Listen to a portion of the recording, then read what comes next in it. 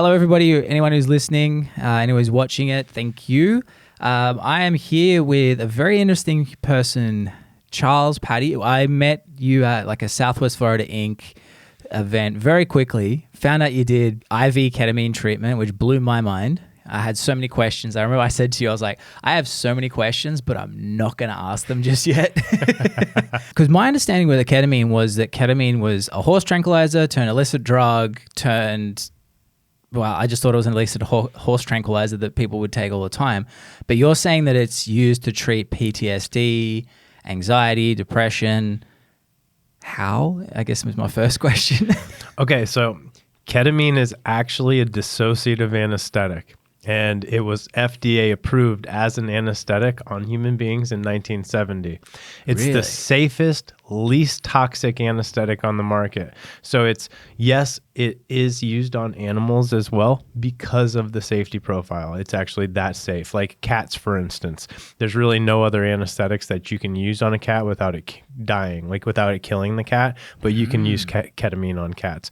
Ketamine's actually so safe that they use it on children for surgeries that are like 1.5 years and older. Really? Yeah. That is interesting. Yeah. So, okay. So that I guess that's the quickest way to debunk anything. So with it, because I remember we were chatting about it and you were saying a lot of stuff like, I'm aware of MDMA treatment with PTSD. I've seen a few small things on that. So is there a similarity between the ketamine treatment and MDMA treatment, or is it completely different? I mean, they're both used for therapeutic value and for a therapeutic purpose, but ketamine's very different. Like, ketamine's not classified as a psychedelic, okay? And we're talking about psychedelic Just therapy. make sure you're right. Sorry, Yep, sorry. No, yeah. So this thing is super directional. Okay, no, yeah. So we specialize in psychedelic ketamine therapy at Myself Wellness, and that's our facility. And there's a difference between regular ketamine therapy and psychedelic ketamine therapy. We're talking about a different dosing protocol. We offer IV ketamine therapy, but we really specialize in intramuscular shots of the medicine. This is because people get into these therapeutic dreamlike states or psychedelic experiences when they're in a disassociated state. And when all of the medicine hits somebody's system at one time through a shot, it really gives them sends them into this disassociated state. Now, when we're talking about MDMA and ketamine, like I said, ketamine's not classified as a psychedelic. It's a dissociative. And the difference is that your typical psychedelic compounds like psilocybin mushrooms and MDMA, they work on the serotonin receptors in the brain. Ketamine actually works on the NMDA receptors in the brain. So it's very different because ketamine's actually going in, and whenever we've had any kind of traumatic experiences in our life, or even just through the course of life, our neural pathways get damaged. And when the neurons are trying to flow through these pathways, they start bouncing off the walls, which actually will cause depression, anxiety, PTSD, and a string of other things. Ketamine's going in and physiologically remapping and restructuring these neural pathways, actually sprouting something called new dendrites off of them. And this is causing new neuroplasticity or new neuroconnections in the brain. It's also going and turning on the receptor in the brain that creates dopamine. Dopamine's our feel-good chemical. It's what makes us happy. It's what brings joy to our life. Yeah. And so our brain actually starts creating more dopamine naturally again. So we have an astronomical success rate of getting people off antidepressants, benzodiazepines like Xanax, antipsychotic medications, street drugs, alcohol, you name it. Wow. Okay. So it recreates the neuroplasticity of the brain, which that's wild in itself. Because I mean, my understanding was always like the neuroplasticity, you can change it, but it takes an extremely long time to change. But you've always got that underlying trauma in the brain. Like I know, like, I mean, every single one of my tattoos on my body is to do with a life lesson and also like a looking forward of how I need to restructure my brain. The first one was on my wrist, which was, I knew that was the first time at 24 that I realized, I always understood like training your muscles to go to the gym, you know, you lift weights, you keep going back. but at 24, it clicked that my brain was also a muscle. It's just a super, super complex muscle. And then across 10 years, I've had to undo like my teens and early 20s by addressing that stuff. So, but you're saying this is like a sped up scenario. Is it like it's a reset, or is it more like it's a recalibration?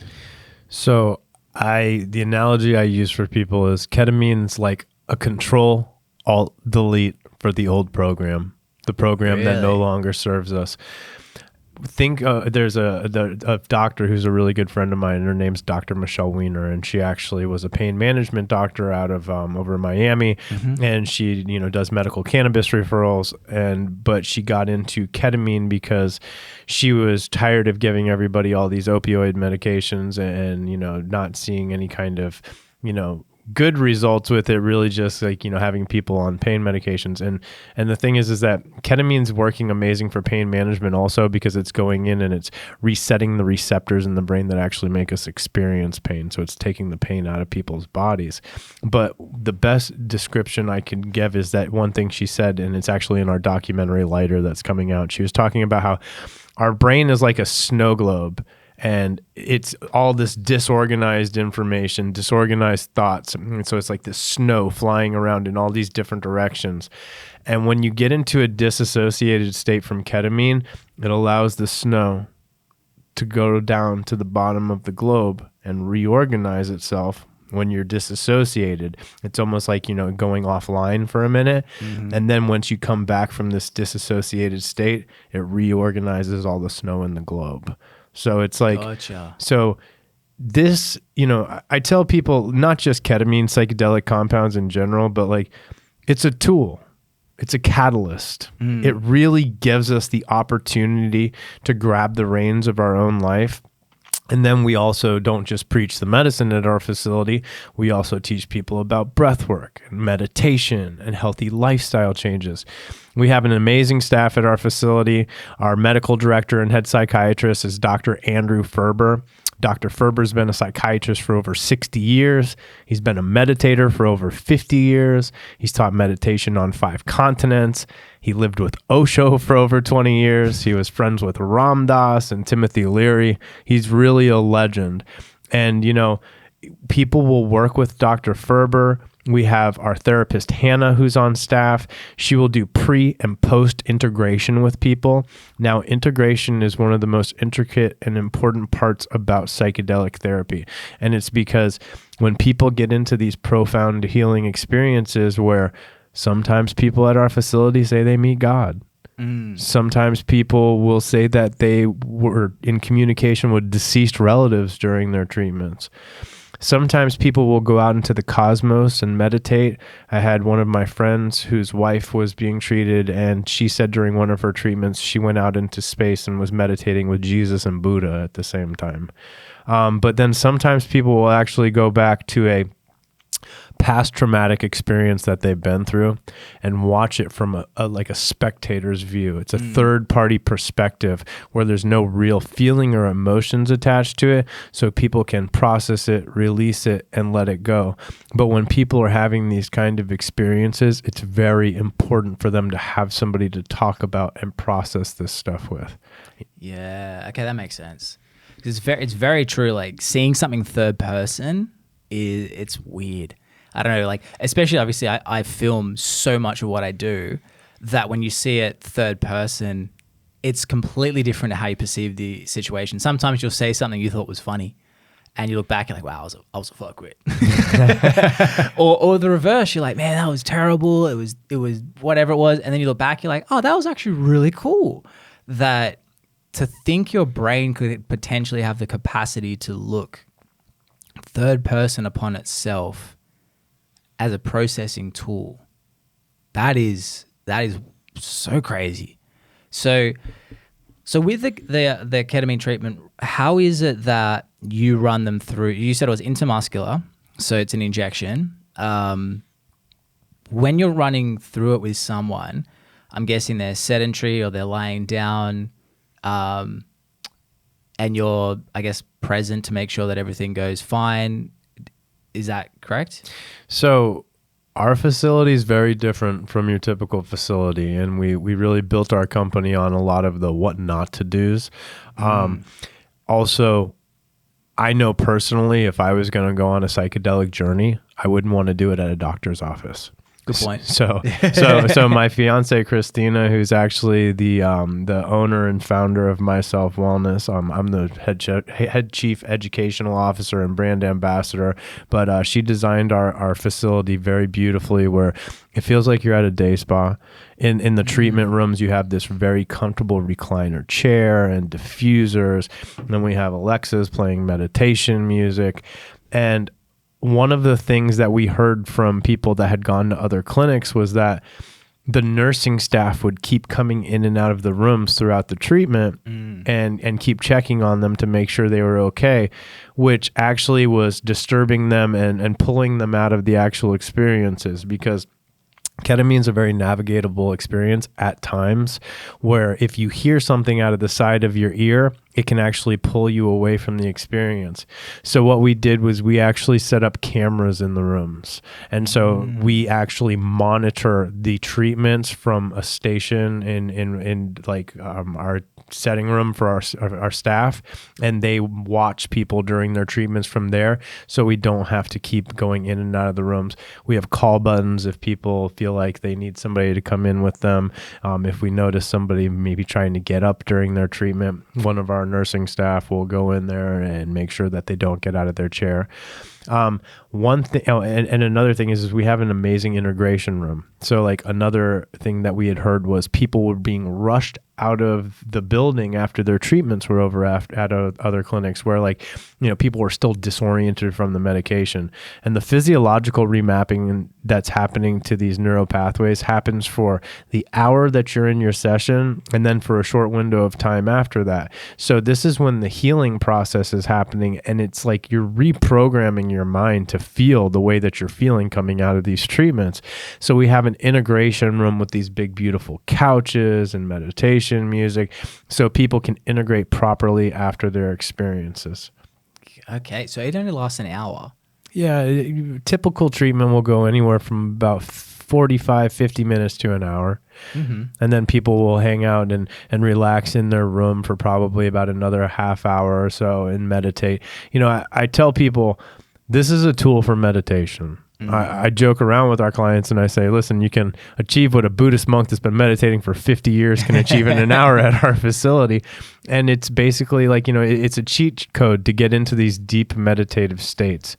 It's once you go into, I know a lot of people out there are like, oh, this is crazy, psychedelics, people are just getting high and they're tripping and stuff like that. And it's like, listen, psychedelic medicine saved my life. Now, does that mean, and it's because I suffered from substance abuse issues and I was an alcoholic for over 20 years. No kind of talk therapy, no psychiatry, no rehab stays, nothing ever worked for me. I had all of these underlying issues, all this depression and anxiety, and I was self-medicating with other things. Now, when I was younger, did I take copious amounts of psychedelics and get healing from them? No. But the thing is that it's the intention. So like, if I have the intention of using these compounds for the therapeutic value, and I have the intention of using them for a tool for meditation, and I go in and I put my blackout mask on, so I'm going within, not looking for external pleasures, you can achieve anywhere from 5 to 10 years worth of talk therapy in 6 sessions at our facility. Really? Yeah.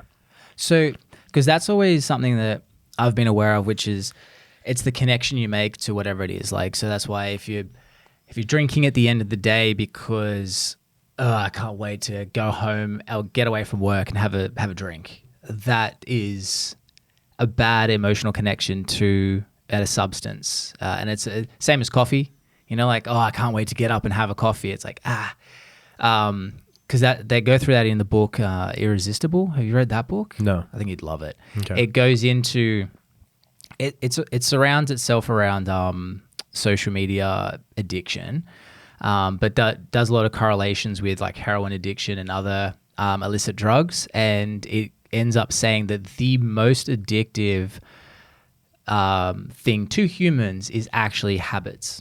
that's the most, like, it doesn't matter if you have, they did a study during, well, what was it? The Vietnam War. You know how like heroin was massive for the soldiers in Vietnam? It was because there was nothing to do. It was readily available, et cetera, et cetera. That usually, like in America, a relapse rate of rehab with heroin is like 95% relapse. When the soldiers came back, they did their rehab, the relapse rate dropped to 5%. So that's like a 13x difference, which is, you know, it feels like it's been manipulated. But the reasoning behind it was that there's no, like, they've connected heroin with jungle, heroin with, you know, war. And when they come back home, they don't have any of those connections, those emotional connections that they had with heroin. Therefore, they're like, oh, I don't need to do it. So how do you go into it with someone? Because ayahuasca is another thing that a lot of the spiritual world love to go into. Like, my wife's into the spiritual realm. She hasn't done ayahuasca, but I know a lot of her friends where I'm like, they do it seeking, you know, growth, and how it is marketed is it's a self-healing growth thing. But I've noticed that it becomes an escapism, and it's not about, for some of them, it's not, they're lying to themselves in a way. Like, they're like, no, this is helping me. But I'm like, you're doing an illicit drug every single week for 6 months. You know, that's not what's happening.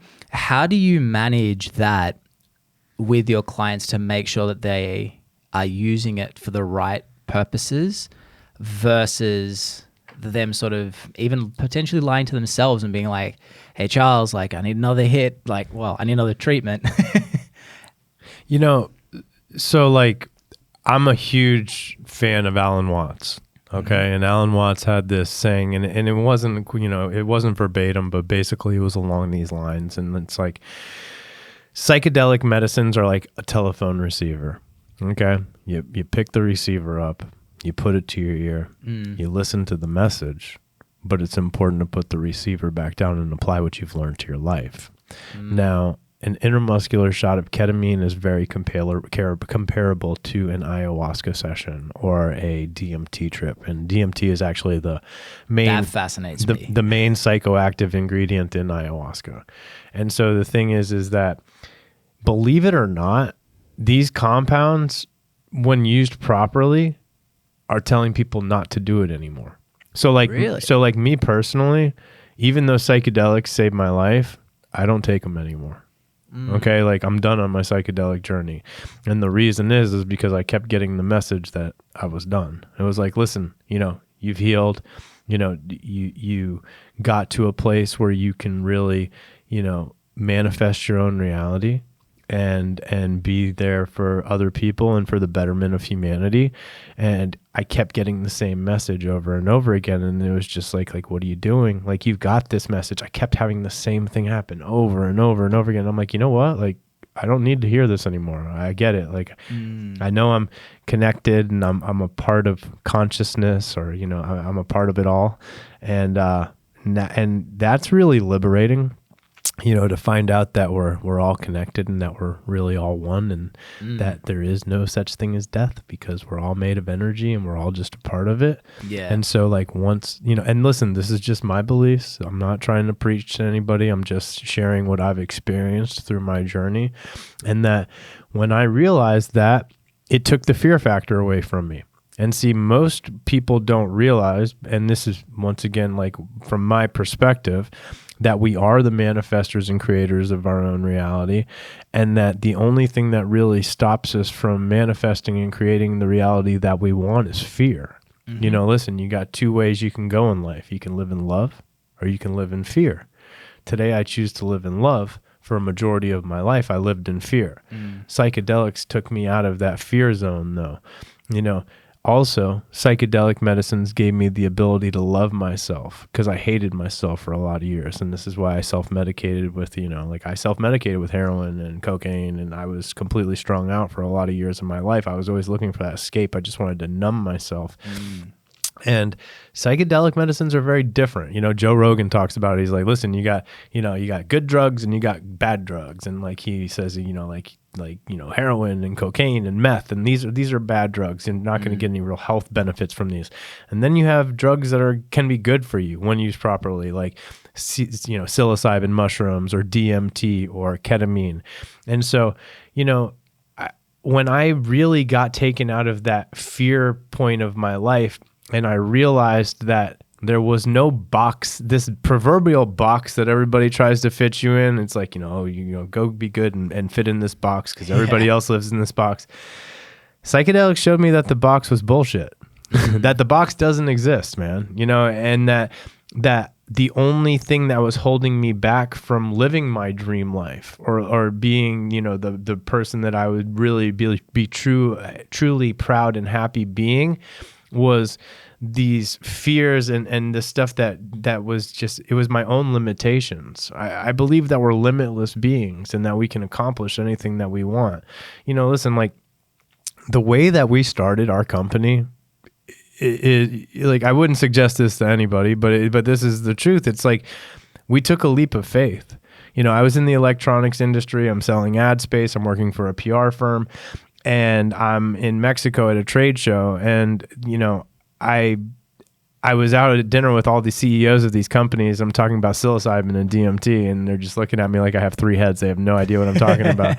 And I'm like, I'm in the wrong industry, And so I came back, and Christina, and I tell this story, and my timeline was off before I say it. My son Charlie wasn't born yet, but he actually was around 6 months old.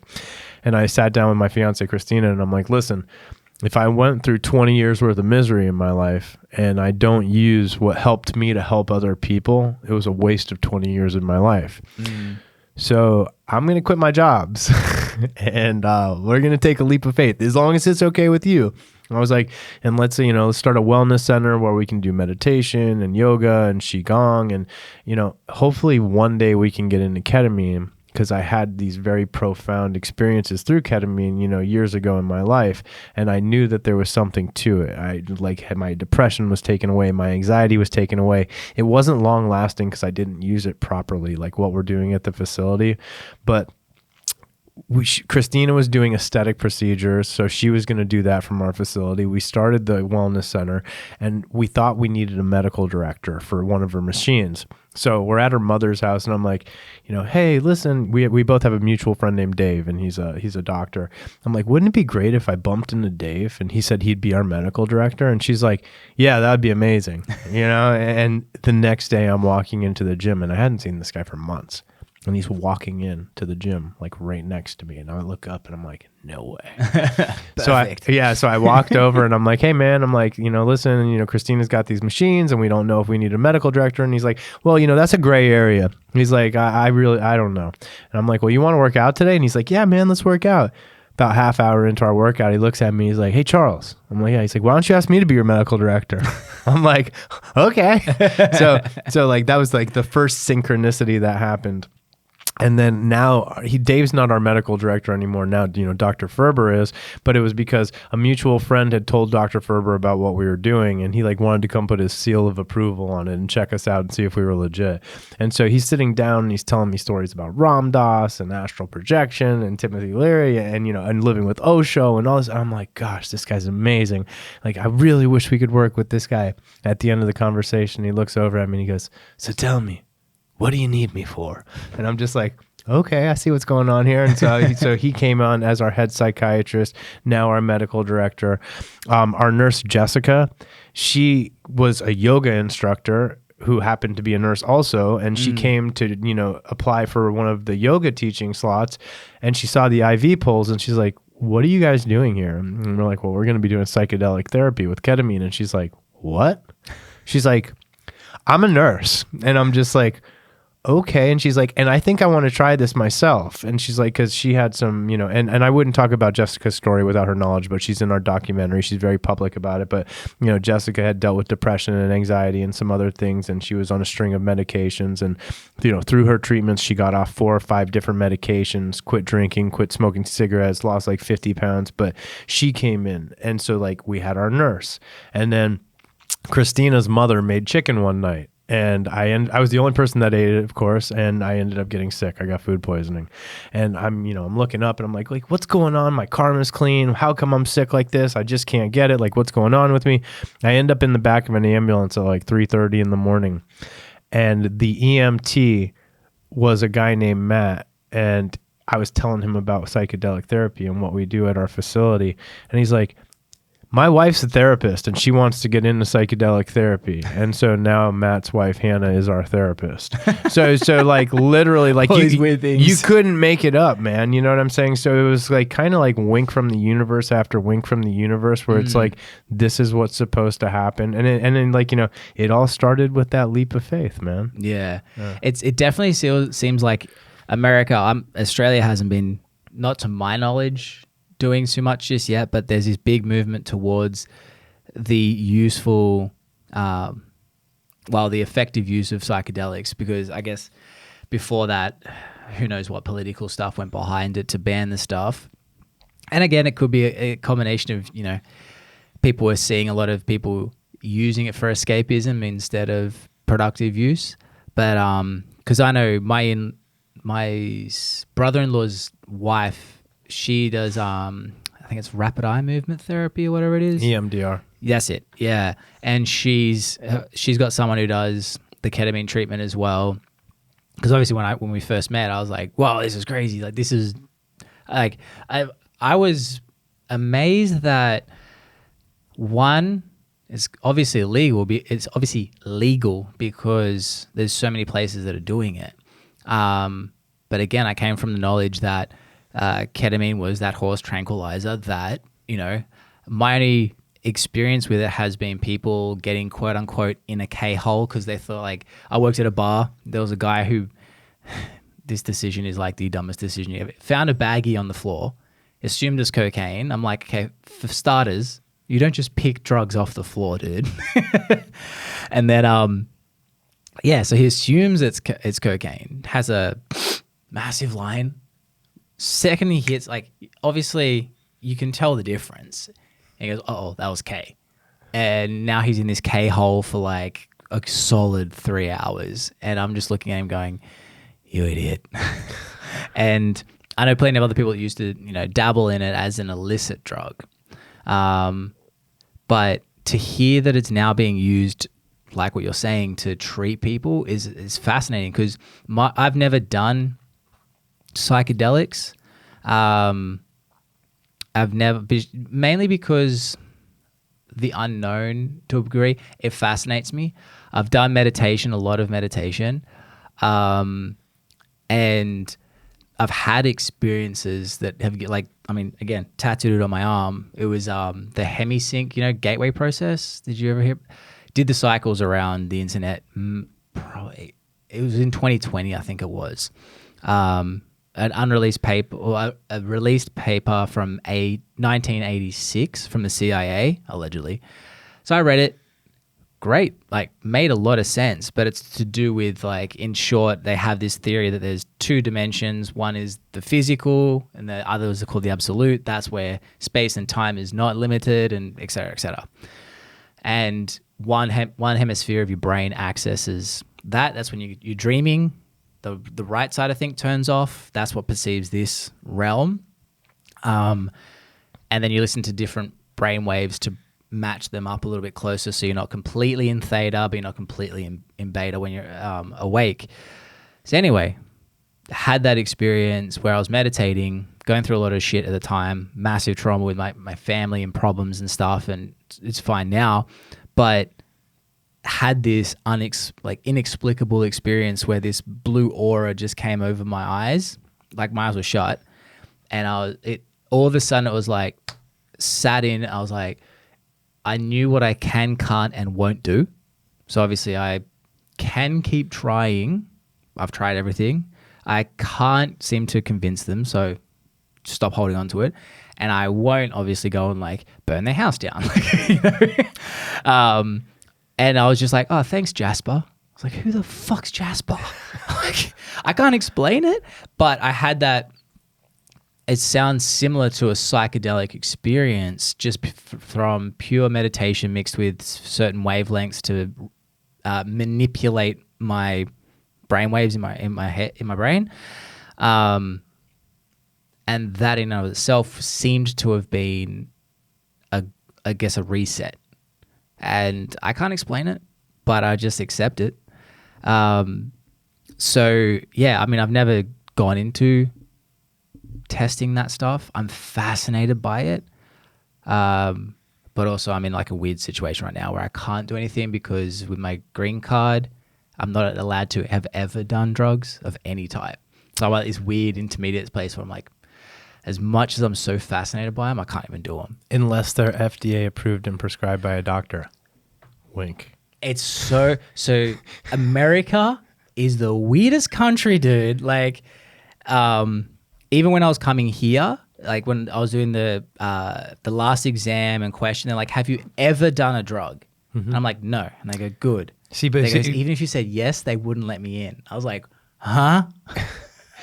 so let's drugs is such a broad term. We have medicines also, drugs and medicines. Well, morphine's heroin, and so like ketamine's a medicine, helps people with depression, helps people with anxiety. Now, is it used illicitly? Yeah. So are like 99% of the other compounds that are mind altering. But the thing is that like, you know, I have a feeling that even in your circumstances, if you went to a psychiatrist and he prescribed you ketamine treatments like we do at our facility, you could most likely have this kind of experience. Gotcha. Now listen, so when you were telling your story about your actual profound experience while you were in this dreamlike almost kind of state in between the dream realm and here basically, we actually have DMT in our brain. Okay, we all naturally produce DMT. It's produced in the pineal gland of the brain, which is also known as like, you know, your third eye basically. And so, you know, people can actually access DMT. I believe it's like, you know, like when you're in REM sleep, DMT is released in the brain. It's also released, you know, at the time of birth and also at the time of death. So like when we die, there's an endogenous, you know, storage of DMT that all releases at the same time, and we basically all go out on this massive psychedelic trip. That's what I've heard. It's like DMT replicates you dying, but then they say that as well. If you've had DMT once, then you can't ever have that DMT trip when you die. Therefore, death is super painful. Or is that just a myth to keep people away from DMT? You know, honestly, I believe it's a myth because, like, the thing is that, like, your body recreates the DMT again, like, within an hour after you smoke it. And so DMT can be smoked. It's, you know, drank in that shamanic brew called ayahuasca. But, like, I have over 40 breakthrough experiences on DMT under my belt. And I, you know, died during some, not physically, like I didn't literally die, but I died in my DMT experience where you die and then you basically have that death experience, and then all of a sudden you come back and you're in your body and you're like, okay, like, and that was one of the things that really took my fear of death away, was from DMT experiences like that. There was actually a doctor named Dr. Rick Strassman, and I've actually like started corresponding with Rick back and forth. And he, because he, you know, he's a supporter of what we're doing at the facility, but he actually was doing DMT clinical studies out of the University of New Mexico. And during these clinical studies, he actually stopped the study after a while because, you know, he's a very clinical guy and he was going to go in and start monitoring people's heart rates and brain activity and things to that effect.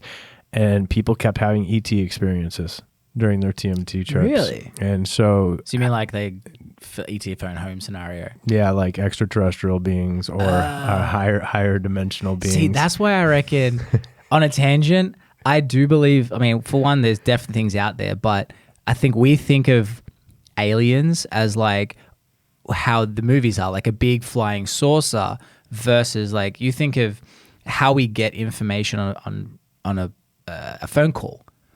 We don't write a letter, give it to the person, then they go over anymore. Like that's gone. We put it in these, we can't, like in radio waves that goes to the space and then come back down.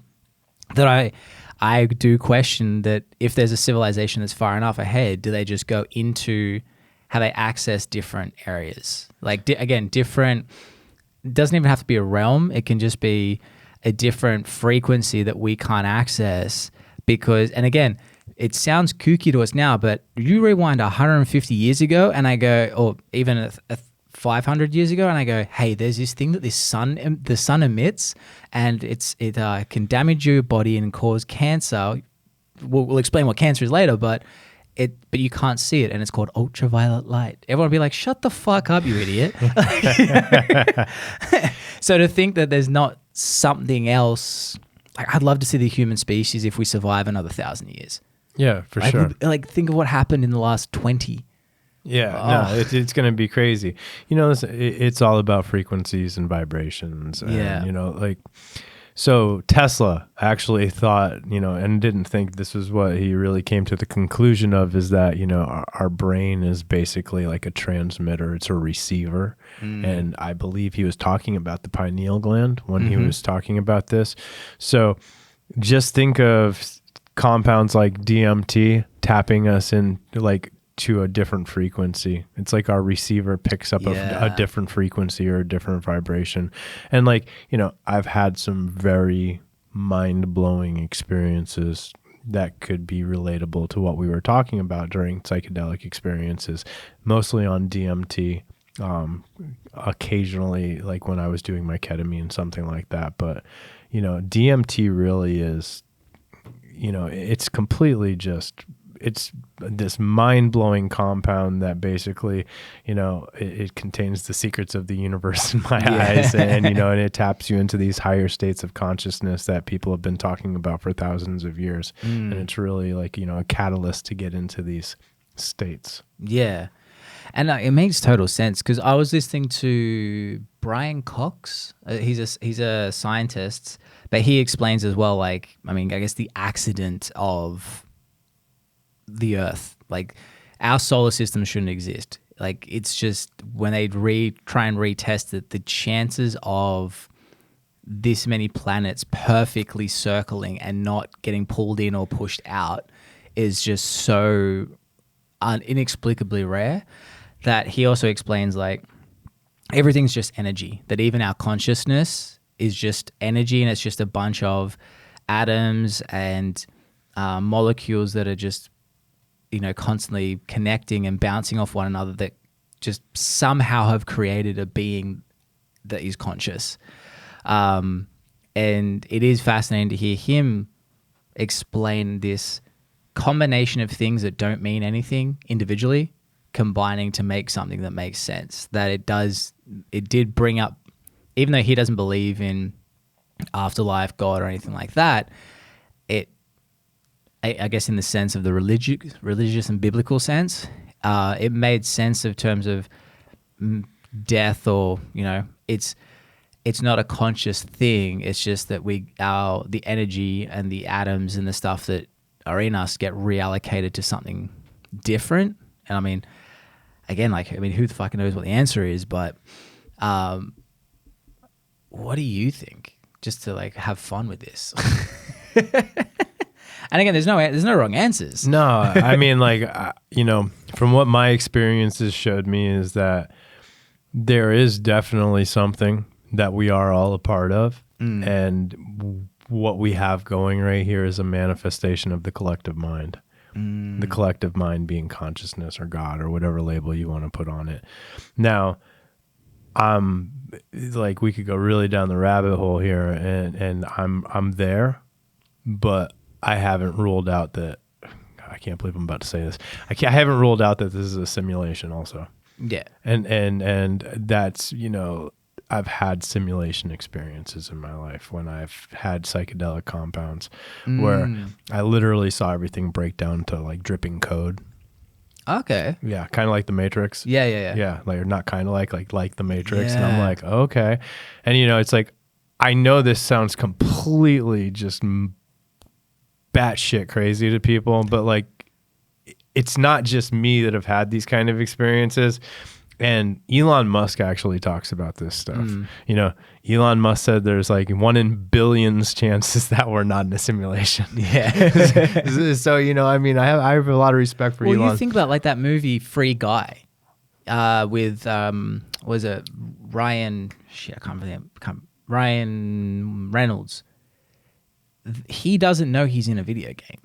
I just You know watched what I that. mean? I just watched So that it's movie like, recently. Yeah. You know, like, yes, it's like, to be fair, the problem with everything and the ability for our imagination is everything is possible and everything is stupid simultaneously. Because it's like, again, the idea of God.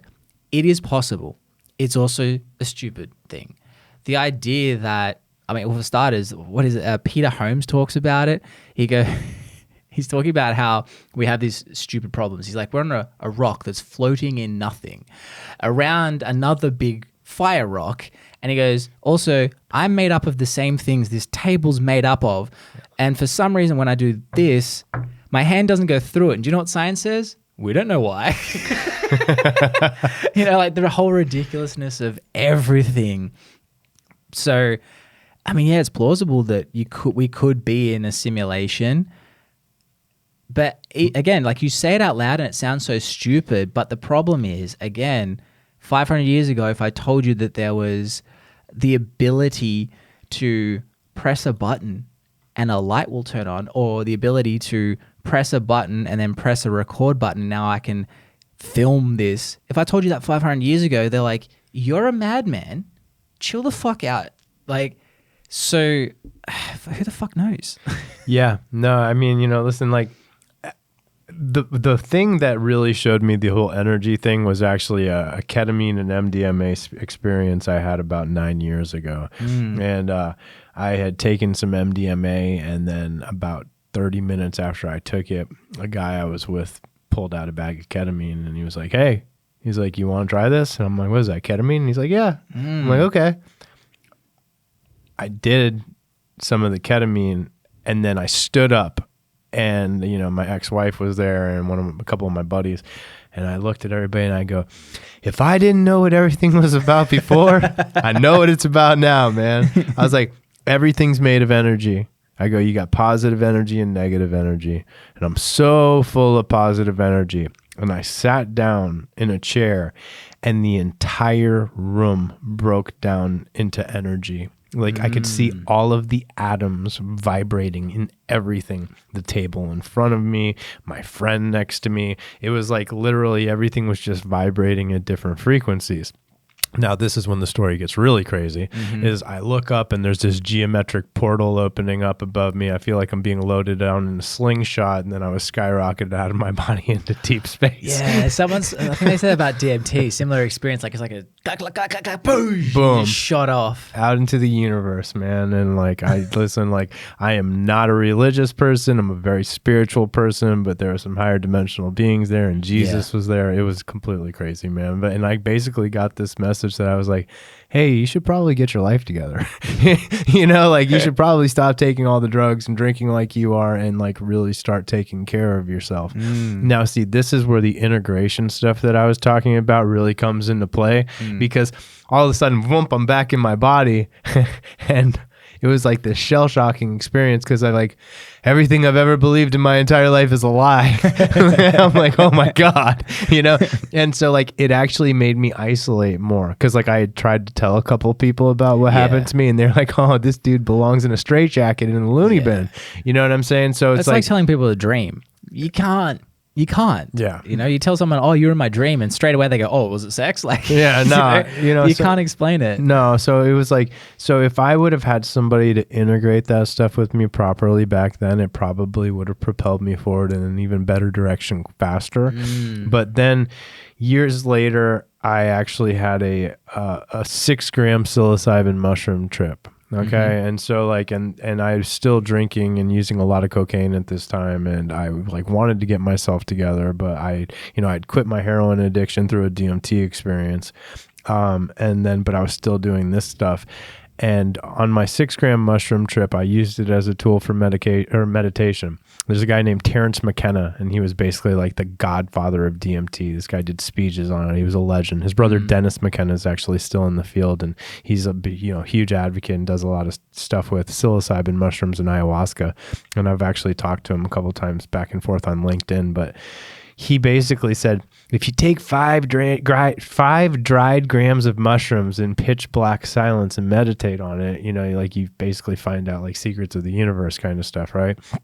So I was like, okay, I'm gonna take 6, and I'll see you and raise one. there, yeah. So I took 6 grams. I meditated on it in pitch black, and I went out into the universe, and I became one with everything.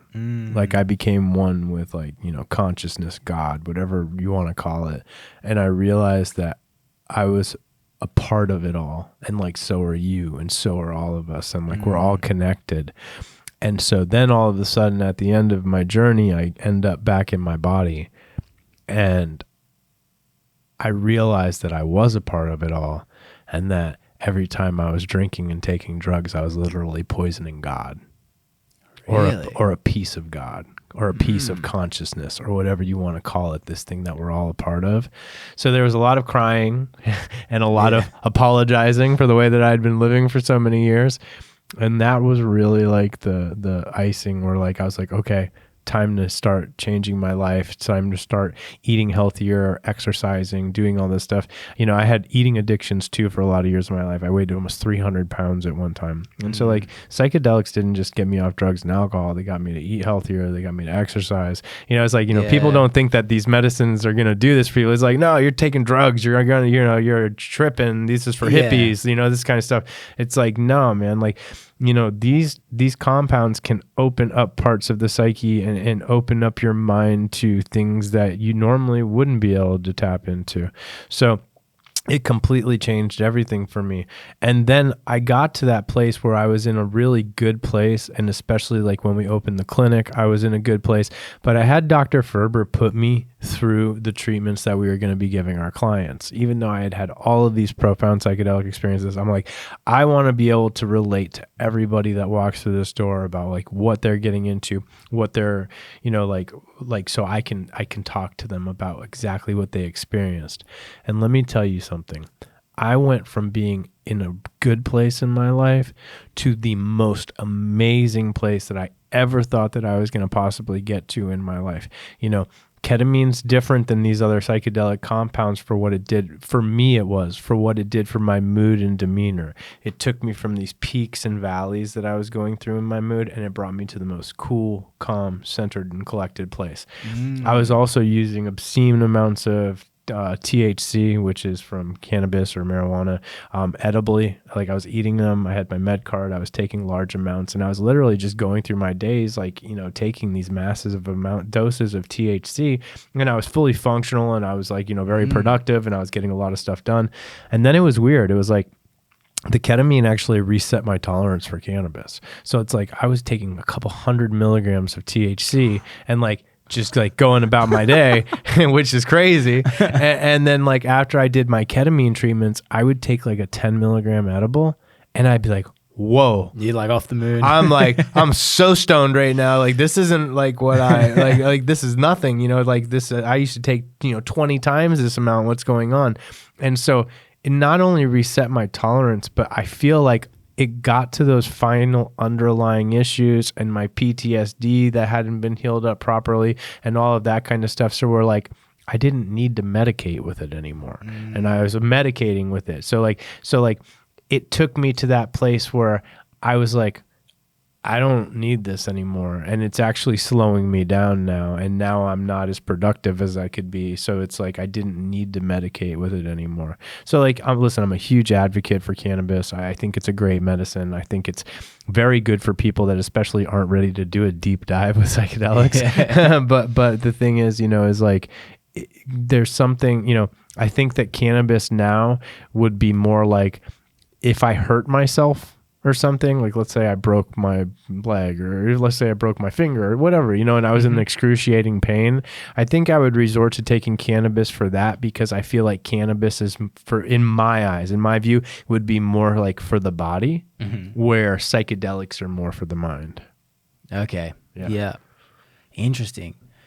So that makes sense because it definitely feels like, I've always been a heavy anti-advocate, I guess you could say, for like antidepressants. And because, again, when I was 24 and I had that self-realization / epiphany that this toxic negativity, I I could make everything negative, you know.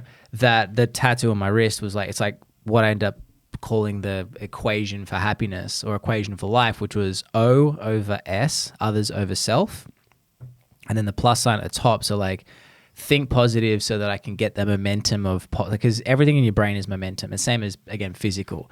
If you train every single day, having a week off doesn't matter. If you don't train any days, training a week is not going to matter either. But I had trained myself to be negative. And when I had that epiphany, I lost where I was going. It was going to be a good point. It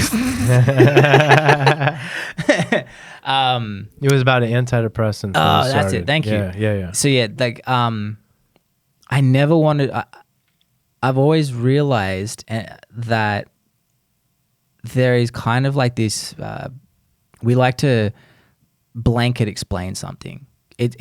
Even though everything ebbs and flows, you know, like if everything was blanket, you would only ever feel one emotion and that would be it. Versus, you know, depression or anxiety are just emotional reactions to the environment around you or things that are happening to you or how you feel about how you should be where you are, if that makes sense.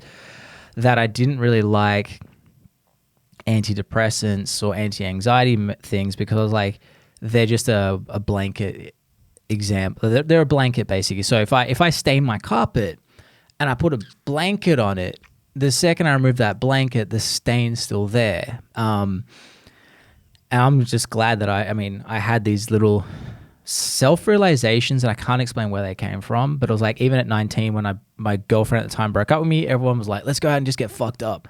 And I was like, no, I'm not doing that as an escape. At 19, like who the fuck realizes that at 19? But then at 24, I realized, I'm thinking so negative about everything. It was like to the point where I had to, it was there deliberately on my wrist as a reminder to always see it and be like, at first it started off, catch any negative thought. I had to counterbalance it with a positive. And again, just like if you haven't trained in ages, 10 pounds feels heavy. Saying something positive felt so fucking gay. Like I'm talking from a teenage mentality. Like it's like, oh, that's how it felt. And it was like, ugh, just icky and gross. Where like, so for example, if I'd see an overweight girl with the muffin top coming out from her midriff, the mean part of my brain would be like, fat bitch. And I'd be like, whoa, catch that. She's probably really cool. And I probably enjoy, like, we probably have some good laughs together. But I had to do that for so long to recalibrate my brain, because I wanted to properly fix it. Versus, again, I think it's because I had to always align it with physical fitness, because I always understood physical fitness, and I know that when people be like, I want to lose weight in 3 months, so they stop eating for 3 months, and then they go back to it, and it's like they're fatter than before. Yeah. I saw that with people that would go on antidepressants, anti-anxiety. It's like, now you're addicted to that. And just like the opioid epidemic that happened here, even that happens outside of the opioid-based painkillers and stuff. I've noticed that people end up, again, it's like, if my threshold is to be unhappy at this level, whatever that is made up, and I take the pill, next time my threshold becomes here. Then here, then here, then here. Then all of a sudden, I'm just having them. And now just having one pill constantly is not enough, so I need to have two. That the second you take that pill away, or I can't get any because I can't get a hold of my doctor, now shit's about to hit the fan. So I've always had that belief about him, and I hated the fact that it was always like, you have this problem, here's this Band-Aid solution. And the second you sort of address that's like, hey, can we fix this? Versus do it, there's been like this huge backlash of like, you don't get it. And it's like, well, no, I've been through the same shit. It's just taken me 10 years to sort it out. And I still, like, you ebb and flow, because I think if you don't have a bad day, you don't know what a good day feels like. If you don't have a good day, you don't know what a bad day feels like. That it's so relieving to see that there's a shift. And I think it's is probably still like at least 10 years away, because I think you kind of need a few old school people to die out for it to get fully where it should be. And I'm hoping that it's going to be careful as well. It's not going to be like a pendulum swing where all of a sudden everyone's depressed and everyone needs to take these, psychedelic treatments, because then all of a sudden I'm worried that it'll become like people will start taking it as an escapism, and if money starts tarnishing it, then it's just like, well, everyone can have it, it's fine, versus like, how do we get you to do the treatment so we can get you off the treatment? And that's what I saw with painkillers and antidepressants and anti-anxiety. There's no motive to get you off them. So at our facility, I tell our clients this: I want to see you at the grocery store. I want to see you if we go out to dinner together and we're hanging out or something. I don't want to see you doing ketamine in here for the rest of your life. And see, and the thing is that we actually we preach the whole package. This isn't just about the medicine, like I said. And I think that you're going to have people that, they're trying to escape one way or another with whatever.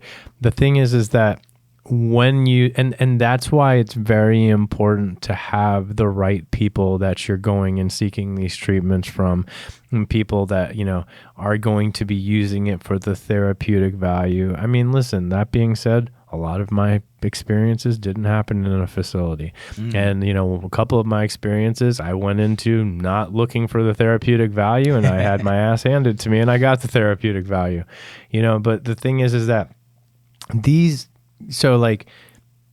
medicines are tapping people into higher states of consciousness. And so when used properly, these are the kind of medicines that say, don't take any more. Quit doing all the other bad stuff that you're doing in your life. These are actually making people not want to abuse drugs and alcohol or psychedelic compounds. There's a company called Awaken Sciences, and they're out of Canada, and they just did a clinical study on AUD, which is alcohol use disorder. Now, also the Australian United dollar. No, but so if people typically will go to a detox stay for alcohol, and then 28-day stay in rehab, 12-step meetings for the rest of their life, there's around a 3 to 5% chance of long-term sobriety. Now with AUD, Awaken Sciences just did this clinical study, and they gave their the test subjects, or the people, ketamine treatments. After 6 months, 86% of the people hadn't had a sip of alcohol. Wow. Now, they did a similar study. A Russian scientist did a similar study with opioids. I think the number for that was 78% after 6 months. Is the opioids more addictive, though? They hit the same receptors in the brain, actually, alcohol and opioids do. So the thing is that... Oh, you mean they got them off opioids? Yeah. Sorry, I misheard that. No, it's cool. And so the thing is that, and even with the antidepressants that you're talking about, so people ask me all the time, what's the difference between ketamine and my antidepressant? Your antidepressant, like you had touched on, and this is what I say, is like a Band-Aid that you're throwing on an open wound. It's losing its cohesiveness. It's not sticking anymore. Now you're stuck taking a medication every day for the rest of your life, and you're not getting the relief that you're looking for. Yeah. Ketamine is getting to the root issue, the root cause of why you're depressed, why you're suffering. Is that because it unravels, I guess, the protective shit that we have? How when a problem happens, even our brain kind of builds a protective layer, like a Band-Aid in a way. It's like someone said recently that it's just, we are just a constant building shell of protective layers. So I'm guessing ketamine, and I do this through meditation and also just, I probably do meditation because I have to sit there and just be like, all right, I'm angry at this thing. Why? And I just dig, which is hard. So it sounds like ketamine does that as well. It sort of peels off and goes those layers below when someone's not necessarily prepared to do that themselves. You're speaking my language, because this is what I tell people.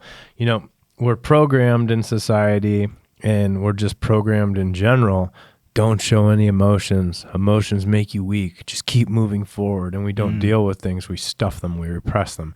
At times, we are repressing things and we don't even realize that we're repressing. So I have all of these things that have happened to me. I've never dealt with it or processed any of them. They're stuck in the back of my subconscious somehow. And now I'm wondering why I'm depressed and have anxiety all the time and I can't figure it out. Because ketamine, and this is why ketamine is such a valuable tool, because it's different than the other psychedelic compounds in the aspect of it's a dissociative. So when people get into a disassociated state, it takes the blocks down that are holding these past repressed traumas, and it allows people to process, release them, and let them go. I had one of our clients who's a very successful man. He's retired in his early 40s. He never has to work again, but he still does. And the thing is, he says he was having an anxiety attack every day for like almost 2 years straight. Came in and did treatments, and during one of his treatments, he's like, I went back to when I was 7 years old. And he goes, and I got bit by a dog. And he goes, and then after I got bit by the dog, my dad spanked me. And he goes, now you wouldn't think that he's like, it's stupid. He's like, that wouldn't like that's so like, why? It's so random. And the thing is though, he's like, but I guess it really bothered me.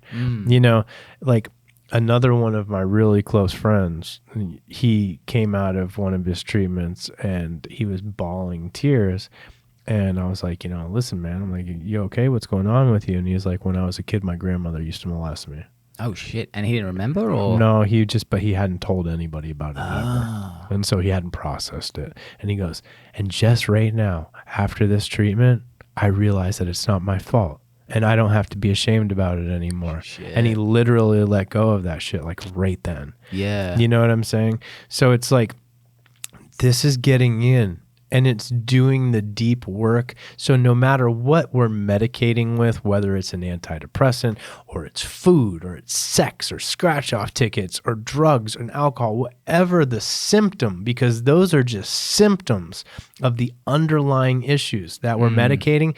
Even people that are going off and drinking ayahuasca every weekend and they're acting like they're trying to do it to be spiritually enlightened and they're just using it as some sort of escapism. Like when people use these things properly for the therapeutic value, you're gonna get to those root issues and you won't need to self-medicate with all of these things to try to escape anymore. It's like you can use psychedelics to escape or you can use psychedelics to find yourself. Yeah. And that's where they're very, very, very different. This isn't just another Band-Aid. And when you talk about peeling layers away, I tell our clients at the facility, you're an onion, okay? Yeah. And every single time you do another one of these treatments, it's going to peel another layer of the onion away until you get to the core of who you truly are. And the answer for that question of the core of who we truly are, the answer is love. We just don't know that. We got to find that. Yeah. Because it's very uncomfortable. I mean, I know, like with meditation, I know a lot of people who've used it to, again, it's just like, it's the same as psychedelics. They use it to disassociate in a negative way, or detach is probably a better word. They detach versus dive. So, because I've had people go off at me for being an advocate of meditation because they're like, I had fucked up. I did it for 10 years and then I'm completely fucked up from it. And I was like, you were using it to escape. It was like, oh, I'm feeling this, don't feel it, versus that peeling. Like that's what I've done with meditation, and I love it. Like don't get me wrong, I'll go in 175 degrees in a sauna on my own and feel the anxiety of an excuse popping up why I have to pop out, or I actually hate it when there's someone else in there because it's a distraction. I'm like, no, I need that anxiety like so I can practice processing it. But that peeling, it's so interesting. And this is with meditation. I'm sure it'd be very interesting with the ketamine experience too. It's so weird to allow your brain to naturally go where it wants to go versus, things going on and things that are distracting us. And we're so surrounded by distractions that we don't realize it. Like I'm going to do a hyperbaric chamber. And I remember saying to the lady, I was like, so I just sit in a dark, like in a chamber for an hour? And she goes, yeah. I go, cool, nothing? She goes, well, you can have a TV. I'm like, nah. let's just fucking do the painful way. And she goes, you're one of the few who chooses that because so many people don't want to be with themselves. And I was like, I just want to see how fucking, again, like that, it's weird. It's like, it's this mix of, in attempt to control my brain, I need to let it process the freaking out of, again, I'm in a tiny chamber or 175 degrees for 20 minutes while watching the clock. And I'm like, fuck, I've got 10 minutes left still. I'm like, oh. And then feeling the excuses coming in and processing them. And it's funny, like the way I process it sometimes different, kind of violent. Like I imagine it as a human and I like Muay Thai the fuck out of this thought. And I'm aggressive with my excuses. I probably have an anger issue behind my excuse, but you know, but it's cool to see that processing. And then the same thing too of that Jasper experience where I was going through so much shit, and then all of a sudden I was like, oh, you've done everything. Stop trying to control it. You have to let them hate you for a while. And that's hard. Like let your family hate you because of a lack of communication that is clearly you can't even solve it unless the other half is willing to solve it. I think if more people dove into it, the world would be a lot easier to deal with.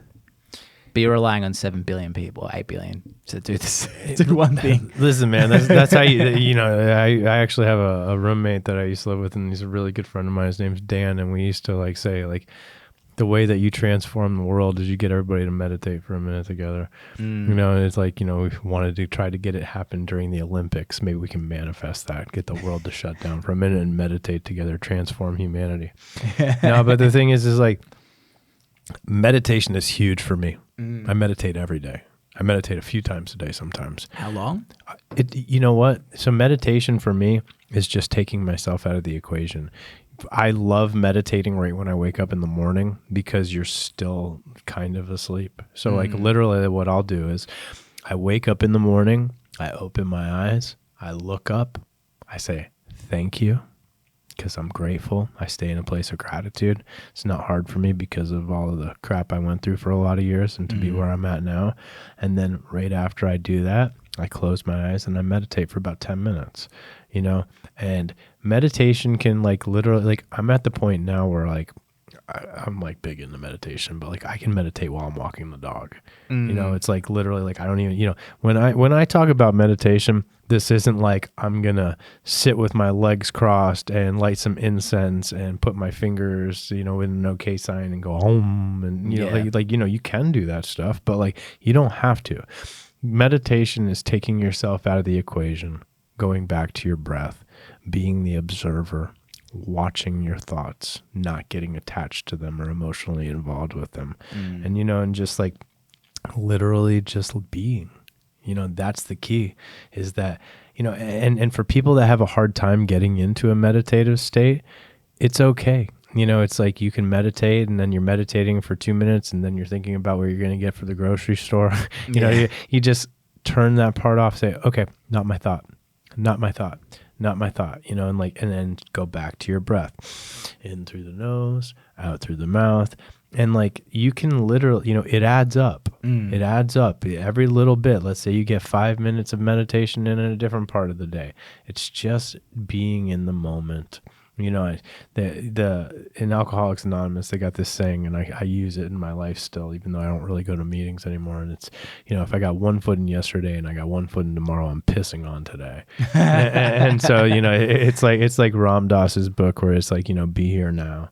And that's what meditation is to me. It's being here right now, not anywhere else, just going into my breath. Yeah, okay. Yeah, I've always told people, my favorite one is when people like you talk about any type of meditation, people go, yeah, I've tried it. It's just, I think too much. And I'm like, that's the same as saying I tried exercise, I'm just too fat.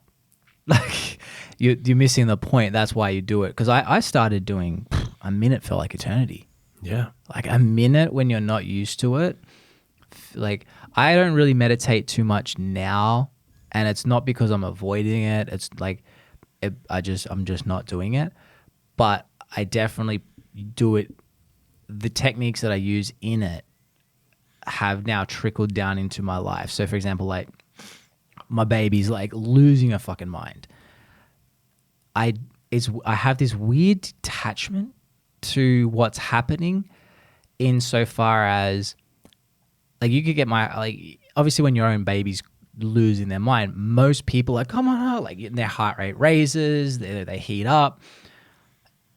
I probably would have a resting heart rate, to the point where people probably think I'm sociopathic, but I'm still present in terms of I'm empathetic. I'm like, she's got these little white teeth cutting through her gums. Who knows how fucking painful that is? It must be like, you've had a toothache. Imagine 4 teeth aches. Yeah. And I'm just there. But the people my father-in-law, he can't handle it. He loses his shit like nothing's being done because he wants to fix it right now. Same thing happened during the birth. Stacy's in, we did natural birth, water birth. Stacy's in agonizing pain, but I was present completely. Again, probably heart rate was room. it was fine because I was like, I know what I can't and won't do. I can't relieve the pain, but I can be present and I won't try and control the situation because again, I can't. Like that, it's funny because that meditative experience with Jasper, which I can't explain, but it's so interesting how beyond that was the point where my meditation started to dip off because I was just like, oh, it makes sense now. And yeah, there's times where I go back into it and like sporadically, but it used to be religious. Like it was like 20 minutes in the morning, 20 minutes at night. But it's been quite a useful tool now to process stuff. And yeah, now I just do it in the sauna at 175 degrees. I do too, man. I'm right there with you. Yeah. I sauna at least 5 times a week. I'd love to do that. I want to buy a sauna, I think. Me too. Goals, you know what I'm saying? And an ice bath. Yeah. They're worse. I'll take 20 minutes in a sauna, but give me a minute and a half in an ice bath. No thanks, bro. No. Thanks. No, I'm very regimented. I get up, I do my meditation like that. I have my coffee, I go to work, and then literally right after work, I go to the gym. Either depending on the day, but it's usually like that. But no matter what time of day when I am at the gym, I make sure I get into the sauna at least 15, 20 minutes after I work out. And it's such an intricate part of my journey. I can feel, if I don't hit the sauna for a couple of days, I feel it. I'm like, oh man, it's like we don't realize how many toxins build up. Like I don't drink, I don't take drugs, I don't do anything. But the thing is that you'd be amazed. And listen, I eat all organic and non-GMO. I'm fanatical about this stuff, drink spring water, whatever. But the thing is that there's something about we have, even just from the healthy foods that we eat, that there's toxins that build up in our body or from other things that we take. And if I don't sauna for about 3 days in a row, I can feel the toxins under my skin. I know it sounds completely bizarre and crazy and people probably think I'm nuts, but whatever. The thing is that after I get out of the sauna and I do that sweating, I can feel I feel cleansed. It's such a beautiful feeling. And I meditate in the sauna too, unless I'm in there having a conversation with somebody or whatever. But I'm a huge fan of meditating at night too. Listen, that's another easy way is if people are having a hard time getting into a meditative state, when you're sitting on the couch and you're messing around on your phone at night, and it's normally about a half hour before you'd go to bed or whatever, put down the phone, turn off the TV. Oh, your sleep quality is so much better. Oh, 100%. But just you don't have an 8-month-old. Yeah. I mean, listen, I get it. When we built the company, Charlie, my son, he was a baby, and at the beginning of this, I was waking up at 3:30 in the morning every morning to go meet our first medical director, Dave, at the gym because he wanted to start training at 5 a.m. every day. And I was like, you know what? I'll basically do anything to make sure that this goes through. Plus, he was a really good guy and he's a friend. But So waking up at 3:30, being at the gym by 5, grinding it out, making sure that everything was going to work out, all through the day, 16, 17-hour days. Sometimes I'd be going to bed at like midnight and then like I'd go to bed and then the baby would be crying and then I had to be up at 3:30 in the morning again. I went like that for 3 months straight, dude. I was like literally losing my mind. But the thing is like, listen, we can manifest our dreams and we can manifest our reality, but like, you got to put forth the action. If you're sitting on your couch and you're thinking, "Oh man, like I'm gonna be a rich, successful entrepreneur," like, but I'm just gonna sit on my couch and it's gonna come to me. It's not how it works. It's like you manifest it. You put you raise your vibration. You get to the right frequency you're tapped into. Use the laws of attraction, and then you got to put forth the action in order to put the manifestation into place. So like I went into this with the mentality of, I'm going to make this work or I'm going to die trying. And like, there was nothing that was going to stop me. My family, like my mother and other family members, they're like, listen, like you got to chill. Like maybe you should just quit. Cause like it was crazy. Like we did this, we started this entire company with Christina taking out a small loan. I had a Rolex from years ago that my mom had given me growing up. I sold my watch. She took the small loan and we rolled the dice. Like literally like no backup plan. Listen, Christina's stepfather, we have a great relationship, but the one time we kind of like, we're like not seeing eye to eye on anything. And I get it. Cause he's like, trying to make sure the security was there and everything. Yeah. But he's like, so what's your plan B? And I'm like, nah, man. I'm like, you don't get it. That's not how you manifest your reality. Yeah. And he's like, no, seriously, if this doesn't work out for you, what's your plan B? What are you going to do? And I'm like, no. See, you're not listening to me. I'm like, there is no plan B because this is going to work because this is the only thing. And if you have a plan B, you're very quick to use it. Seriously, man. Arnold Schwarzenegger talks about it. He's like, listen, man, he's like, plan B is for quitters. Plan B is for people that are not going to, accomplish plan A. And it's like I said, like I was either going to make this happen or I was going to die trying. So the thing is that it was a lot of, tears and a lot of sweat and a lot of like, by the skin of our teeth scenarios, but we made it, you know, and now we have helped hundreds of people get off their hundreds and hundreds of people get off their pharmaceutical medications. We've done thousands of treatments at our facility. We have up in the around the 90 percentile success rate of getting people off all their pharmaceutical medications at our facility. We just got one gentleman off 11 different medications through his treatments.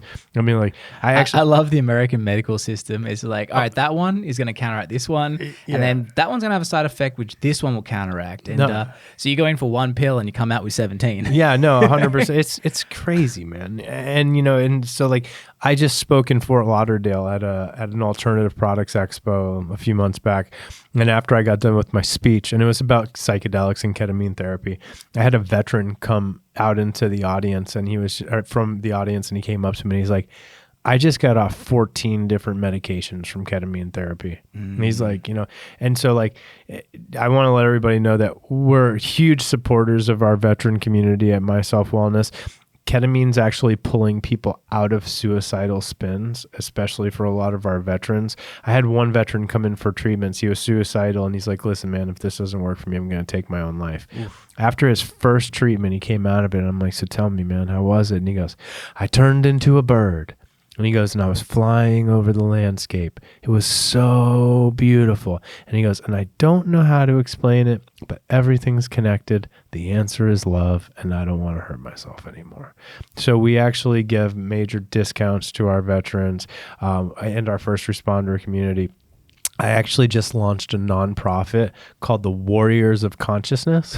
And so basically we are actually raising money to support people that can't afford treatments as well, because of my belief that we are all connected and that, like we're all in this together. The people that are on the side of the street holding a sign up looking for their next meal that need these kind of treatments should have access to it just as much as the people that can afford the treatments. So, we're really going out of our way to make sure that everybody has access to these medications. That's awesome. Thanks. What's the biggest problems or barriers you're finding with acceptance to this form of treatment? Insurance companies. If you're listening, we don't like you. No, the thing is until they help. Until you change your policies. Then the answer's love. I mean, listen. I might not like you, but I still love you. You know what I'm saying? But the thing is that because we're using ketamine off-label, meaning it's FDA approved as an anesthetic, and it's not approved for what we're using it for. And just so everybody knows, 1 in 5 medications out there are being used off-label. Like Viagra, for instance, it came out as a blood pressure medication, and they found out that it did something a lot better. So now they use it for that reason. It increases blood pressure. So the thing is that we're using ketamine off-label at the moment, and insurance companies really aren't covering the treatments. So like everything's out of pocket, cash pay, and like it's a shame because, and like that's why we started the Warriors of Consciousness. It's because like I got tired of people calling up and struggling and them being like, well, do you take insurance? And I'm like, no. And and having to turn people away. And I'm like, we donate and give away as much as we can. We have a business we have to run. We have a ton of staff we have to pay. And the thing is that like, we do what we can, but like, I want to raise like, $1 billion and transform humanity. And I know that sounds like an outlandish goal or whatever, but Elon Musk just put $5.7 billion to end world hunger. And I don't know if it ended world hunger, but if you give us $5.7 billion, we could probably save a heck of a lot of lives through ketamine therapy. So, yeah. So what's their hesitance to it? Is it anything to do with that it's not an ongoing treatment scenario, or... I'm not sure, man. I think that they just don't want to pay for it. And I'm not sure that pharmaceutical companies are blocking it a little bit. It's like I probably wouldn't want people taking one medication for 6 treatments that can get them off 11 or 14 other medications at a time. One of the companies out there that's a supplier for ketamine actually won't even or they're a supplier for medications for for pharma meds, and they won't supply ketamine to facilities like ours anymore. You have to. They stopped doing it. The president wrote this letter out, and unless you're an anesthesiologist, you can't get ketamine through their company anymore. So like it's almost like roadblock after roadblock, hoop after hoop we're jumping through. Social media doesn't want you talking about it. You can't advertise it on Google. I mean, it's like crazy. It's like, hey, I got a medication that will literally quit veterans from killing themselves at that time, getting people off of their antidepressants, saving lives, giving people relief that had been struggling for 30, 40, 50 years sometimes. Not to mention, when you do the treatment, you might meet God or something. Like this just mind-blowing scenario where it's like win, win, win, win, win, win, and nobody wants anybody to know about it. Yeah. Well, because it's the prescription subscription model. And if that is the issue. I mean, capitalism is so good. Everyone likes to shit on it, but that's the reason we progress so much. But there is that one part it also it inhibits some areas because you can't get, again, if I'm going to get a subscription model versus a 6 treatment, a capitalistic mind goes, well, I want the subscription model. So there needs to be something. And the problem is too, like if something benefits the global economics, that doesn't really help either, because I mean, if I give you 6 treatments that then helps this other industry, that doesn't help me. And, we're individualistic. That's just human nature in a way. So I don't like to shit all over it because, I mean, we're all humans. But it is kind of frustrating when there are things out there and it becomes not even political because it's dollars, but they can make it political by outlawing it we saw that during 2021 and 2020 with monoclonal antibodies and stuff like that. Like, oh, they're not available. It's like, well, they were until there was another, I guess, financial incentive. So yeah, he's annoying. It's like like I won't say how we're doing it, and it's 100% legal, but like we have to go through other avenues, like in a very legal sense, and not through supplying companies of medication to get the ketamine. Like, it's like one block after the next. It's like, and then there was ketamine shortages, and it's like, wait a second, like you guys could like mass produce this stuff. There should just be barrels and barrels, and like, oh wait, now we can't get ketamine. Like, it's like, this is crazy. Mind you, there all of these other medications are getting shipped out by the boatload. It's just completely nuts. And I don't know, like, I think that's what more people need to realize and get their voice out there is like, listen, there's an FDA approved medication out there that's pulling people out of suicidal ideation, that's ending depression, anxiety, PTSD, bipolar disorder, OCD, getting people off their opioid medications. I mean, like, like you tell me on a regular day, like you got something like that, I'm like, holy crap, we got a miracle drug here. Yeah. But like nobody knows about it. It's crazy. More and more people should be. That's why I'm out here screaming from the rooftops about it. Yeah. Listen, when we started this company, it's not like we went into this and I'm like, oh, yo, I want to sell ketamine to people. Like, that's not what my intention was. I just didn't want people to feel the way that I used to feel, because there's no way for a human being to have to live. So like, people, that's why I'm out here screaming it from the rooftops, because it's like, people should know. This is an option. This is FDA approved. It's there. It's legal. It works. And more people should be aware of that. Yeah. And I think that circles around to the this whole, you have depression versus, look, you're depressed right now. I mean, it makes you wonder how much that narrative, I mean, it's a multifaceted narrative, but how much has that been pushed by the pharmaceutical companies in a way? And I don't think it's not directly like there's some sort of Illuminati pulling strings. I don't believe that, but definitely there's an incentive to say you are that, therefore you need this, versus the other alternative, which is like, you're not that, and here's something in 6 to 12 weeks that'll get you out of that. That's not as, that's, I think that's why as well it's kind of always gotten to me, where it's like that whole, in a way now it's kind of prideful. Like, people are proud to say they have anxiety, and it's no longer brave anymore because you're kind of rewarded.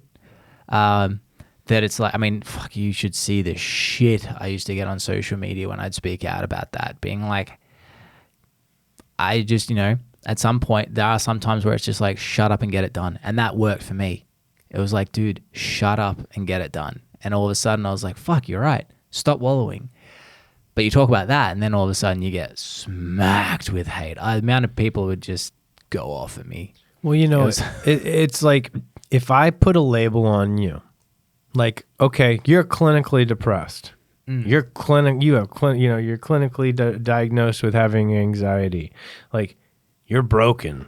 Like, I'm going to put this label on you, and you're going to identify with it now because it's going to become your identity. It's like, that's a pretty hopeless situation for, like, if I were to look at that, I'd be like, oh my gosh, I'm screwed. Well, it removes all responsibility. Well, not just that, but it's like, now it's like I identify as that. So like, if I'm in a state of dis-ease, then my body creates disease. Okay. And so it's like this is one of the issues I had with Alcoholics Anonymous.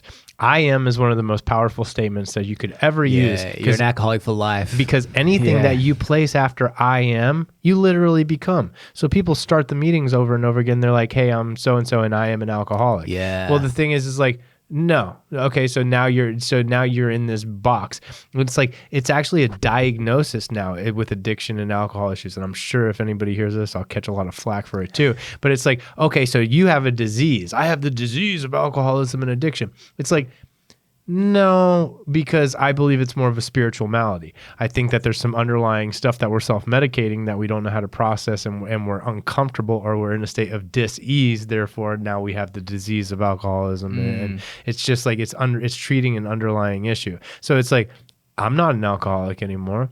I'm not a drug addict anymore. I don't do any of that crap. You know what I'm saying? And it's like, and I'm happier than I've ever been. And you couldn't pay me to take that stuff anymore because I like being present. I like being in control of my body. So it's like, I would never identify as that anymore. Yeah. It might have been something I went through in my life, but it didn't make me or break me and listen, everything I went through in my life led up to this moment now. So it's not like I look at it as a handicap that I went through all this stuff or whatever. I'm a believer that everything happens for a reason, and everything that I went through got me to where I'm at now. So like, there's no pity party where it's like, oh, Charles suffered like this for so many years. It's like, yeah, it sucked. But at the end of the day, though, it made me be amazing at what I do today. So like now I'm really good at helping people because I got through it all. It's like I got pulled out of the flames that I was once in so I can go back in the flames and help pull other people out now. I wouldn't trade a minute of the misery that I went through in my life. I wouldn't trade a second of it because it molded me into this like warrior of consciousness now where I get to go back and I get to be of service to humanity. That's awesome. I know what my purpose is. I'm here to help people. And you can't really like that's priceless. Yeah. I think as well, people just need to know. I don't know. The thing that helped me was, what is it? Get it, like change is always possible. It's just fucking hard. Yeah. But it's possible. Like, and that I noticed that when I was a personal trainer, I got so sick of hearing people going, it's hard. I'm like, no, it's challenging. I always have to, but that mentality is so quick. It's like, it's hard. It's not said like, fuck, this is hard, which is how I usually say a lot of my shit. Like a slight tonality difference. I perceive it so differently, as in, I'm like, I'm excited this is hard because that means when I can do it, I'm like, oh shit. And I've said that with like, I do a lot of calisthenics now and then, like hanging and doing whatever. And someone said to me the other day, they go, man, you just look like you're floating. I'm like, doesn't feel like it. Like in my head, it's like, I'm there going, like, and everything is tense. It fucking hurts. But then I watch a video and I'm like, oh shit, I am floating. Yeah. No. But there's that, I don't know. The more I sort of run towards pain, I actually feel happier, if that makes sense. And I'm not seeking it in terms of like hurt me. I'm seeking the reward that it comes after it. Yeah. Like there's you can have a relaxing massage or a painful as shit deep tissue massage, and so you got a choice of feeling good during or feeling good after. I'll always choose after. Yeah. Because I don't know. Maybe there's something sadistic about it, but there's that enjoyment of the pain where you're like, oh, this is gonna feel so good after. Well, listen, no, it's like badassery, man. It's basically like, it's like me. It's like I work out like 6-7 days a week sometimes, and then but the thing is that don't think for a second that there aren't days where I'm like, oh man, I don't want to go do this right now. Like, I'm exhausted. I want to go home. I want to kick back. I want to hang out with my son, and I still make time to do all that. But like, I'm like, I'm like, the fact that you don't want to go right now means you're going. Yeah. You're not going to do that. And then I go, I crush my workout. I kick its ass basically. And then by the time it's over, I'm like so accomplished feeling. I'm like, hell yeah. You know what I'm saying? It's like, yeah, I just went and whooped that shit, and like that, I think that's important. It's like, as cliche as this statement is like, there is no growth in the comfort zone, man. Yeah. And it's not just even in working out and stuff like that. It's in life. It's like, listen, if I'm just floating through life and I'm super comfortable all the time, I'm probably not doing much with myself out there. Yeah. We grow when we're in a place of discomfort. And, so it's like, when I started this whole I'm going to manifest my own reality stuff and everything, I'm like, I'm turning into Yes Man, like the movie Jim Carrey, like, where he just said yes to everything. I was like, like I'm going to do anything that's the opportunity arises for me, even if it's outside my comfort zone or I'm nervous or I'm scared and this and that or whatever. It's like, because then it's going to, bring me to a place, it's going to bring me to a better place in my life. It's going to give me that life experience. And then maybe the next time I do something like that, like I'll be better at what I'm doing. And it's just like, it's this synchronistic growth. We're not here to float through things, man. I tell people like, life on earth here is like spiritual boot camp. You know what I'm saying? It's like, it's like you're growing as an individual, and the key is to keep moving forward. Don't ever be stagnant. Don't ever get stuck.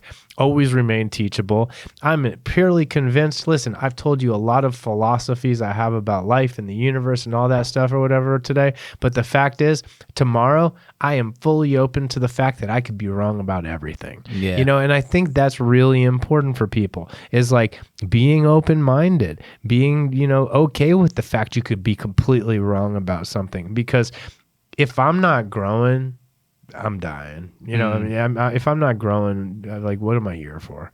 You know, and it's like, so I think that's what the real key is just like put yourself in those uncomfortable situations. Do the things that you might not want to do, but the rewards are going to be amazing. Yeah. You know, and stay consistent with it. Consistency is the key, man.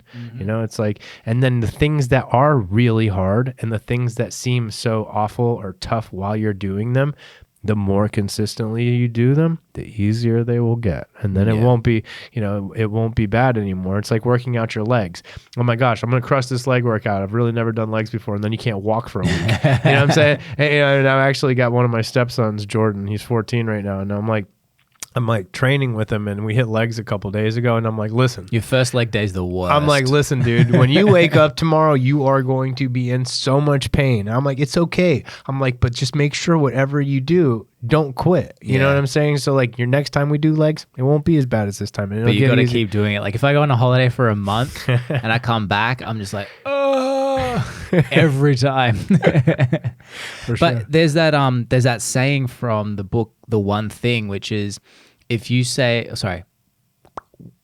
whenever you say yes once, you're saying no to 1,000 things. Yeah. And so that most people take that in a negative way, but it also goes to positive. Like if you say yes to going to the gym, I'm saying no to being overweight. I'm saying no to bad choices. I'm saying no to being lazy. I'm saying no to going to the pub instead because I'm at the gym right now. I'm also saying no to hanging out with my family. Like there's 1,000 no's with that one yes. But it also goes on the flip, you know? And so, all right, I'm saying yes to staying home with the family. That's great. I'm saying no to going to the gym, no to maybe being healthy that day. I'm saying no to feeling energized. It's like they're all intertwined, but that one yes means 1,000 no's. So you got to choose your yeses super wisely. For sure. And, you know, and listen, like when you mentioned that tattoo earlier, like the O over S, I kind of like, this is where I used to be like that. I used to be like others over me, you know, and like I used to kind of play this martyr role. And like, even though I couldn't like, you know, pull myself out of anything, but the thing is like, I'm actually at a place in my life now where I really like, and people are going to think I'm shitty for saying this, but like I put myself first. Yeah. And the reason is because I actually know that, especially being in the healing business where like, you know, I work one-on-one with people. I give a lot of my energy out there. I try to help people. And the thing is that, you know, and even for my family, it's like, if I'm not in tip top, if my cup isn't completely full, I can't pour anything else out in anybody else's cup. Because if my cup's only halfway full and I pour you some out of my cup, I don't have anything left. So you know what I'm saying? I think that like... It's like that oxygen mask analogy. You got it, man. Put it on and I you use first. that. I use that all the time and tell people, listen, you got to put the oxygen mask on yourself first so you can stay level-headed enough to put it on other people. It's like, so I think that, you know, some of the sacrifices were like, yeah, you know, I would love to go hang out with my son directly after I get off of work, and, you know, and Christina goes and picks him up and they do something for an hour or whatever. And then like, you know, but while I'm at the gym is like therapy for me also, you know, like people like, yeah, it keeps me in shape and it keeps me healthy and it keeps me mentally sharp. But the thing is, it's like, it also it creates more dopamine and serotonin and these feel good chemicals in your brain, and you're releasing them naturally. You know what I'm saying? And so, and like, it's like, you know, it's basically like almost like a meditation for me. It really is a meditation for me. I get in the zone when I'm working out, you know? And so it's like, I think it's really important for people to make sure that you take the time to do things that are healthy for yourself like that. Because if you don't, then you're not going to be mentally right in order to be there for other people. Yeah. Well, that was the layer that others over self, it morphed across the decade. At first, it was because I was super selfish. So I had to pull myself out of everything was about me, fuck everyone else. But I wasn't even conscious I was thinking that way. It was just happening. Yeah. And, you know, the others over self was, you know, help others, be kind and all that. And it ends up coming full circle, you know? But then it did end up coming obviously full circle, which was like, all right, still maintain yourself so that I can help others. Yeah, man. You know? But it was like that, again, that catalyst, and forever that it's now ingrained on my body of that moment when I was 24 at Brunswick Heads. Like, it's literally that moment just ingrained. But it also, that moment in my life was so almost poetic / like a tragic Shakespearean thing, where both my girlfriend at the time, we went that way. In terms of, from that week, we went away for a week to this music concert weekend thing. I said to her, I'm like, we need to start shifting how we think, because this is like, and how I always go, I'm like, I'm going 100 into it, get it all my tattooed on me. Literally the whole week trip, she was like, that was the best, I loved it, best experience ever. The next day we get back to Sydney, and now her next goal is her 21st birthday. My goal is start shifting how you think. She went down a very anxiety / depression route / bulimia route, because all of a sudden those thoughts that both of us had, it was that tipping point. And she was super obsessed with looking a certain way for her 21st birthday. And I was like, dude, you're thin enough as it is. You're thin with massive boobs. Like, what else do you want? But it was so intoxicating of an obsession that, like, for example, I was once 8 minutes late to picking her up. And it was a clear sign that I don't care about her. And I was like, it was that, and it was this weird experience of just being like, holy shit, this is like something out of a movie, of like, this is where we just went 180 degrees, in terms of like the fear I had of where we're both going. Mm-hmm. And she went, it wasn't even like it was a gradual thing. It was like just boom, off the edge of the cliff. And I was like, fuck, I'm walking away from this cliff edge. Yeah. And all the other ones have like progressed around here too. And it's funny, they're tiny, but everyone's just like, what the fuck? How is there so much in that? But I can never get like a generic tattoo. No, you know? Yeah. I got a couple too, and they both mean a lot. Yeah. No. I think and like, that's, I guess, the cool thing about tattoos. But I'm like a bit of a hater of some, but I never liked vocally shit on them, because I'm just like, everyone has their own thing. Yeah. And my one's like, they'll always be the same. It has to be black and white, a very unique looking thing that I've specifically designed. And it has to be mental and growth related. But if you're looking at it, you have no fucking idea what it means. And those are my prerequisites. And originally I had a rule of no visible tattoos.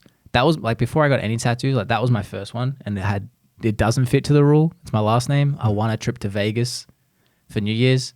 I was like, sweet, I want a tattoo.